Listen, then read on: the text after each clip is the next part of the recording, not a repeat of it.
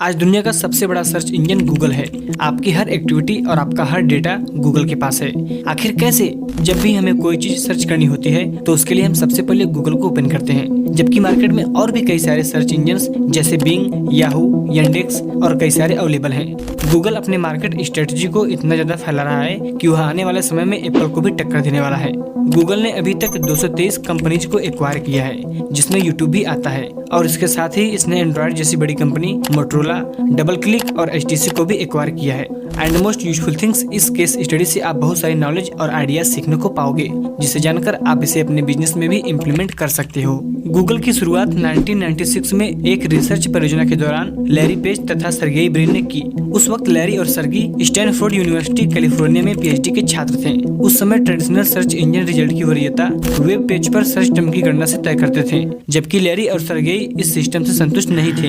उनके अनुसार एक अच्छा सर्च सिस्टम वह होगा जो वेब पेजों पर सर्च किए गए शब्दों से रिलेटेड वर्ड्स को एनालिसिस कर सके। इस नए तकनीक को उन्होंने पेज रैंक का नाम दिया। इस तकनीक में किसी वेबसाइट की एबिलिटी वेब पेजों की गिनती तथा उन पेजों की प्रतिष्ठा के आधार पर लगाया जाता। लैरी पेज और ब्रिन ने शुरुआत में अपने सर्च इंजन का नाम बैकरब रखा था, क्योंकि यह सर्च इंजन बैकलिंक्स के आधार पर किसी साइट की वरीयता तय करता था, और फिर बाद में उन्होंने अपने सर्च इंजन का नाम बदलकर गूगल रख दिया। गूगल शब्द इस बात को दर्शाता है कि कंपनी का सर्च इंजन लोगों के लिए जानकारी बड़ी मात्रा में उपलब्ध करने के लिए कार्यरत है।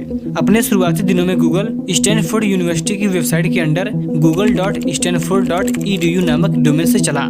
गूगल के लिए उनका डोमेन नाम 15 सितंबर 1997 को पंजीकृत हुआ, और फिर 4 सितंबर 1998 को इसे एक निजी आयोजित कंपनी में कॉर्पोरेट कर दिया गया। कंपनी का पहला कार्यालय मेलो पार्क कैलिफोर्निया में स्थापित हुआ। गूगल के निगमन से पहले ही एडी बेक्टोलिज्म ने 1998 में गूगल को $1 लाख की वित्तीय सहायता दी। 1999 की शुरुआत में जब ब्रिन और लैरी पेज को लगा कि वे सर्च इंजन गूगल पर काफी समय व्यतीत कर रहे हैं और पढ़ाई पर ध्यान नहीं दे रहे हैं, तो उन्होंने इस कंपनी को बेचने का फैसला लिया और एक्साइट कंपनी के CEO जॉर्ज बेल को $10 लाख में बेचने का प्रस्ताव रखा, लेकिन जॉर्ज बेल ने यह प्रस्ताव ठुकरा दिया। उसके बाद कंपनी ने 1,96,00,000 शेयर्स का दाम $85 प्रति शेयर रखा। शेयर्स को बेचने के लिए एक अनूठे ऑनलाइन नीलामी फॉर्मेट का यूज किया गया। $1.67 अरब की बिक्री ने गूगल को बाजार में $23 अरब से अधिक की राशि से बाजार पूंजीकृत किया। 2,710 लाख शेयर्स का विशाल बहुमत गूगल के नियंत्रण में रहा, और गूगल के काफी कर्मचारी शीघ्र ही लखपति बन गए। और यहाँ तक कि याहू, जो कि गूगल का कंपटीटर था, उसको भी बड़ा फायदा हुआ, क्योंकि याहू के पास गूगल के 84 लाख शेयर्स का स्वामित्व था। 19 अगस्त 2004 को IPO पेशकश आयोजित की गई थी, जहां एरिक स्मिथ ने ब्रिन और पेज के साथ 2024 तक गूगल के लिए काम करने का फैसला किया था। अल्फाबेट इंक के समूह के रूप में गूगल ने अगस्त 2015 में अपने डिफरेंट प्रॉफिट के लिए पुनर्गठन योजनाओं की अनाउंसमेंट की, और इसकी प्रमुख सहायक कंपनी होने के दौरान अल्फाबेट के लिए एक छाता कंपनी के रूप में जारी रहेगी। अब हम गूगल की मार्केटिंग स्ट्रेटजी और इसके सक्सेस के पीछे की दिलचस्प कारणों को समझ लेते हैं। पहला, फैसिलिटी।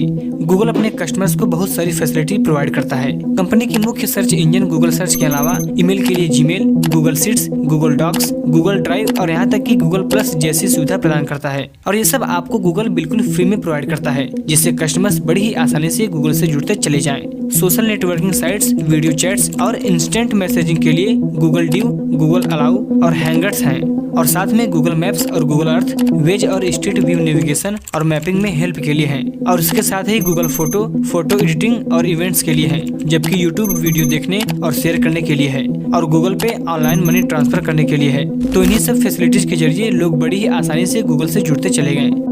दूसरा, मोबाइल टेक्नोलॉजी। गूगल ने मोबाइल फोन टेक्नोलॉजी के लिए एंड्रॉइड ऑपरेटिंग सिस्टम विकसित करने के साथ साथ गूगल क्रोम की वेब ब्राउजर मोबाइल उपकरणों और डेस्कटॉप कंप्यूटर दोनों के लिए विकसित किया था।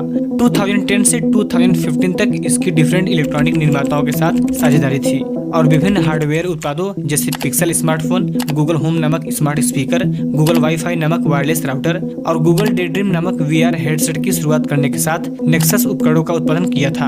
और इन्हीं सब टेक्नोलॉजी के चलते गूगल ने स्टूडेंट्स और यूथ पर फोकस दिया, जिससे गूगल की मार्केटिंग स्ट्रेटजी और इंक्रीज हो सके।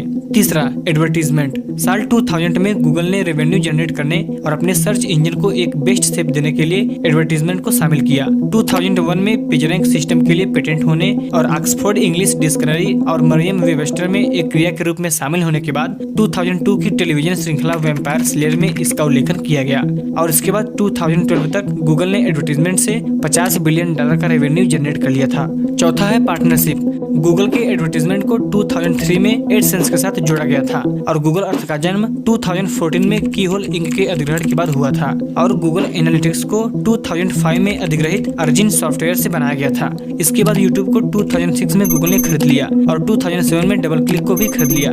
गूगल ने इसकी वीडियो सर्च बढ़ाने के लिए कार्यालय और AOL विस्तार के लिए नासा एम्स रिसर्च सेंटर के साथ साझेदारी की है। पांचवा है गूगल कैंपेन यानी गूगल अभियान। गूगल एनालिटिक्स लोगों द्वारा मालिकों के लिए वेबसाइट के उपयोग को ट्रैक करता है। गूगल के सर्च इंजन को 2010 में उन 6 थंबनेल को अपडेट करके इंक्रीज किया गया था जो वेब सर्च के रिजल्ट के ऊपर कुछ वर्ड्स को प्रकट करने के लिए इंगित किए जाने पर बड़े हो जाते हैं और शब्दकोश की डिफिनेशन अपडेट की जाती है। Google Docs, Google Maps, Google Chrome आदि जैसे सिंपल प्रोडक्ट और सर्विस के अलावा गूगल फाइबर के तहत प्रोजेक्ट कार को सेलुलर और वाईफाई नेटवर्क को संयुक्त करने और बेस्ट कनेक्टिविटी के साथ तेज इंटरनेट सिग्नल प्रदान करने के लिए पेश किया गया था। नोट्स शेयर करने के लिए गूगल नोट्स और न्यूज के लिए गूगल न्यूज, सामग्री परिवर्तन का पता लगाने और नोटिफिकेशन भेजने के लिए गूगल अलर्ट और वितरण सेवा के रूप में गूगल शॉपिंग एक्सप्रेस भी 2002 से 2013 के बीच लोकप्रिय अभियान था।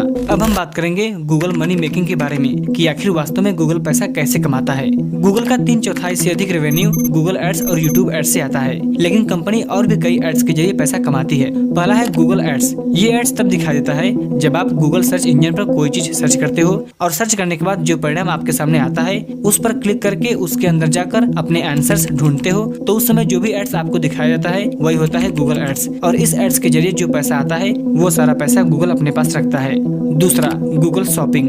यह एड्स उन कंपनियों के शॉपिंग सेक्शन में दिखाया जाता है जिन्होंने अपने सामान के एड्स के लिए गूगल को पे किया है। तीसरा, गूगल एडसेंस। इसमें गूगल वेबसाइट एड्स के लिए स्थान प्रदान करती है जो उपयोगकर्ताओं के समय और मांग के अनुसार प्रदर्शित होते हैं। चौथा, गूगल एडमोब। इसके अंतर्गत एडवर्टाइजर अपने ऐप पर एड्स दे सकते हैं और इसमें डेवलपर्स को अपने ऐप से कुछ पैसे कमाने में हेल्प मिल सकती है। पांचवा, यूट्यूब। इसमें यूट्यूब वीडियो के बीच कई तरह के एड्स दिखाए जाते हैं। इन एड्स के लिए एडवर्टाइजर अपने प्रोडक्ट और सर्विस एड्स के लिए गूगल को पे करते हैं और यूट्यूब एड्स के जरिए गूगल सबसे ज्यादा पैसा कमाता है।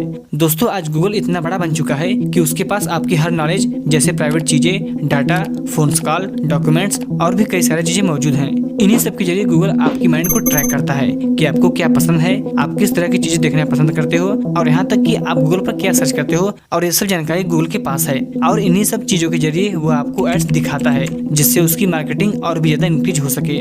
सो फ्रेंड्स, यही था Google business model. I hope that इस बिजनेस केस स्टडी से आपको बहुत सारी चीजें सीखने को मिली होंगी। See you in the next powerful business case study.